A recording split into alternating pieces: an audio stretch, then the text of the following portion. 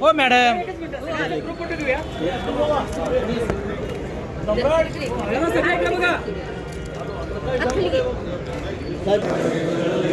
हो कुलदीप सर काय माग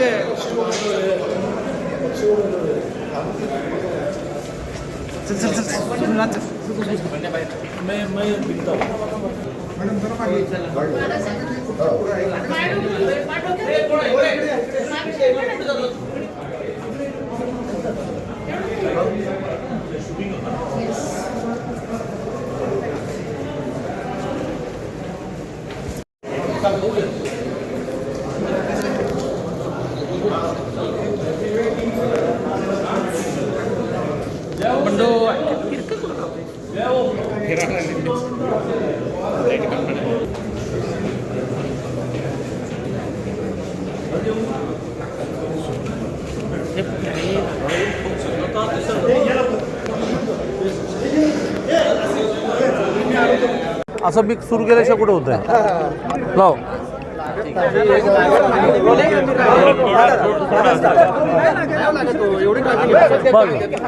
चला रोल रोल सांगली सातारा स्थानीय स्वराज्य संस्थांमधून विधान परिषदेवर जाण्याच्या उमेदवारीचा निर्णय होऊन महायुतीमध्ये भारतीय जनता पार्टीने ही जागा लढावी असा निर्णय झाल्यानंतर आमच्या पहिल्या राज्याची पार्लमेंटरी बोर्ड आणि केंद्राचं पार्लमेंटरी बोर्ड यांनी धैर्यशील कदम जे सातारा जिल्ह्याचे अध्यक्ष होते, दोनदा विधानसभा लढले, स्वतःचं साखर कारखाना आहे आणि खूप कार्यकर्त्यांचं मोहोळ ज्यांच्याबरोबर आहे, नेत्यांशी सगळ्यांची अतिशय आपुलकीचे संबंध आहेत, असे धैर्यशील कदमांची उमेदवारी नक्की झाली.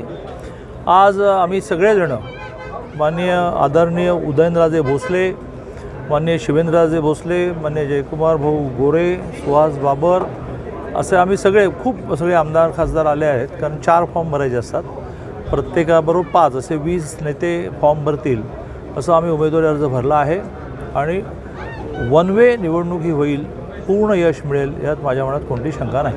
विरोधकांनी सुद्धा उमेदवारी अर्ज भरलेला आहे. लोकशाहीमध्ये विरोधकांनी जर भरला नाही तर ते मॅनेज झालं असं म्हटलं जातं. मग तेवढा आरोप टाळण्यासाठी का होईना त्यांना भरावं लागतं.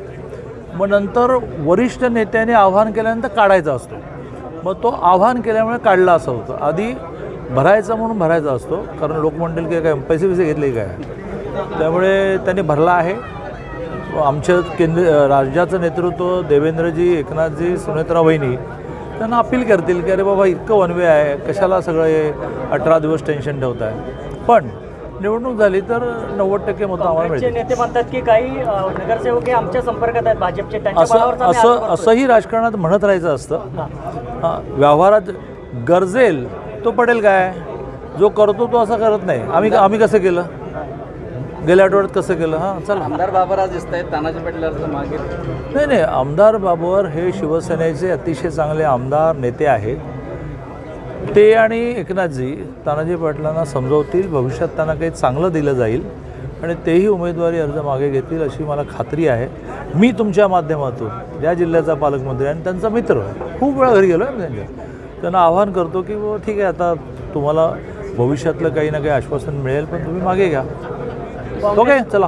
काँग्रेस महाविकास आघाडीमध्ये फूट पडलेला आहे. इथं काँग्रेसच्या 2 नगरसेवकांनी अर्ज वेगळे दाखल केलेले आहेत, महाविकास आघाडीने वेगळा अर्ज दाखल केलेला आहे. आगे आगे देखते जाओ क्या क्या होता है. मुख्यमंत्र्यांवर टीका करते, आपल्यावर टीका करते. लोकप्रतिनिधींचा होता पण आंदोलनात सुद्धा आपल्यावर टीका केली. अरे बाबा नो, माझ्या लाडक्या भगिनी आहेत, त्या पण त्यांना लोकशाहीने दिलेला अधिकार आहे. आणि आता जेव्हा राजकीय अस्तित्व शोधायला लागतं तेव्हा कुठंतरी आपलं अस्तित्व जिवंत ठेवायला कुणावर तरी बोलायला लागतं. बोलला तरच चर्चा होते. जर त्या बोलल्या नसत्या तर तुम्ही आता मला प्रश्न विचारला असता का.